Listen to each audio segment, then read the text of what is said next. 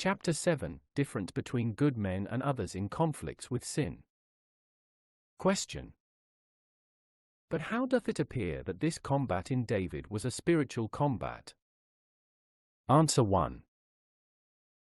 First, a natural conscience is troubled for sins against the light of nature only, but David for inward and secret corruptions, as discouragement and disquietness arising from faint trusting in God. David's conflict was not only with the sensual, lower part of his soul, which is carried to ease and quiet and love of present things. Secondly, a man endued with common grace in rather a patient than an agent in conflicts, the light troubles him against his will, as discovering and reproving him, and hindering his sinful contentments. His heart is more biased another way if the light would let him, but a godly man labors to help the light, and to work his heart. As David here doth not suffer disquieting, but is disquieted. A godly man is an agent in opposing his corruption, and a patient in enduring of it, whereas a natural man is a secret agent in and for his corruptions, and a patient in regard of any help against them. A good man suffers evil and doth good, a natural man suffers good and doth evil. 3. Thirdly, a conscience guided by common light withstands distempers most by outward means, but David here fetches help from the Spirit of God in him, and from trust in God.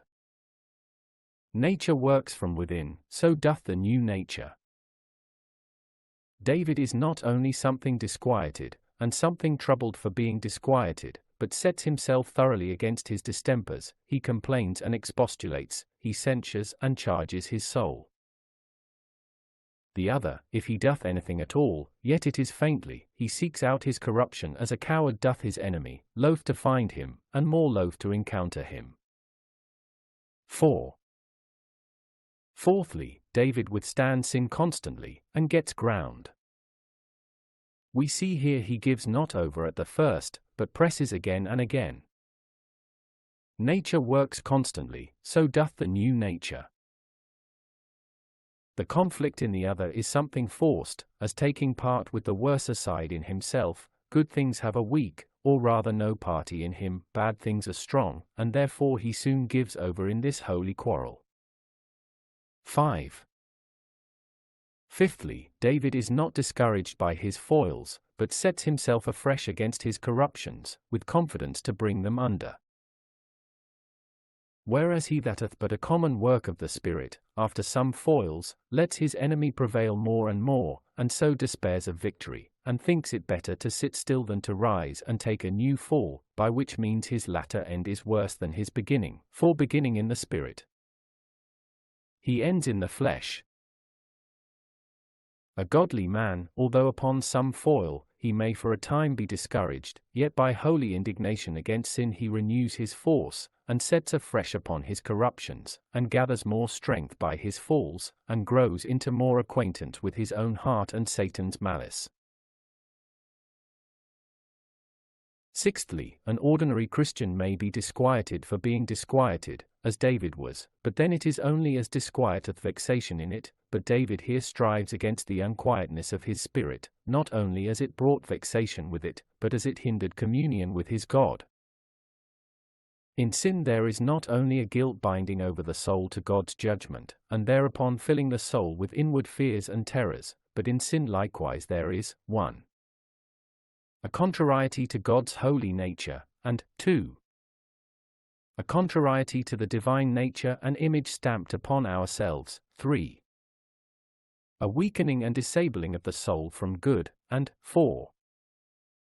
A hindering of our former communion with God, sin being in its nature a leaving of God, the fountain of all strength and comfort, and cleaving to the creature. Hereupon the soul, having tasted the sweetness of God before, is now grieved, and this grief is not only for the guilt and trouble that sin draws after it, but from an inward antipathy and contrariety betwixt the sanctified soul and sin. It hates sin, as the only bane and poison of renewed nature, and the only thing that breeds strangeness betwixt God and the soul. And this hatred is not so much from discourse and strength of reason, as from nature itself rising presently against its enemy. The lamb presently shuns the wolf from a contrariety. Antipathies wait not for any strong reason, but are exercised upon the first presence of a contrary object. 7. Seventhly, hereupon arises the last difference, that because the soul hates sin as sin, therefore David regarded no iniquity in his heart. And if there had been no binding law, yet there was such a sweet sympathy and agreement betwixt his soul and God's truth, that he delighted in it above all natural sweetness. Hence it is that St. John saith, He that is born of God cannot sin. 1 John 3:9, that is, so far forth as he is born of God, his new nature will not suffer him. He cannot lie, he cannot deceive, he cannot be earthly minded, he cannot but love and delight in the persons and things that are good. There is not only a light in the understanding, but a new life in the will, and all other faculties of a godly man. What good his knowledge discovers, that his will makes choice of, and his heart loveth; what ill his understanding discovers, that his will hates and abstains from. But in a man not thoroughly converted, the will and affections are bent otherwise. He loves not the good he doth, nor hates the evil he doth not use. Therefore let us make a narrow search into our souls upon what grounds we oppose sin, and fight God's battles. A common Christian is not cast down because he is disquieted in God's service, or for his inward failings that he cannot serve God with that liberty and freedom he desires, etc. But a godly man is troubled for his distempers, because they hinder the comfortable intercourse betwixt God and his soul, and that spiritual composedness and sabbath of spirit, which he enjoyed before, and desires to enjoy again. He is troubled that the waters of his soul are troubled so that the image of Christ shines not in him as it did before.